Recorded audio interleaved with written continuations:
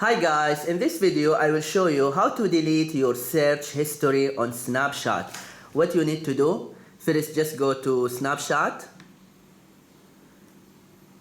and then you click on the search icon and then you can see here my search history. You can see here. Then just click clear all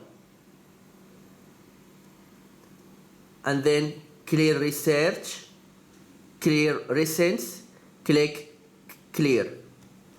This is what you need to do if you want to delete your search history on Snapchat. I hope this video is helpful. Please don't forget to give a like and subscribe to the channel if you are not subscriber yet. Thank you and see you.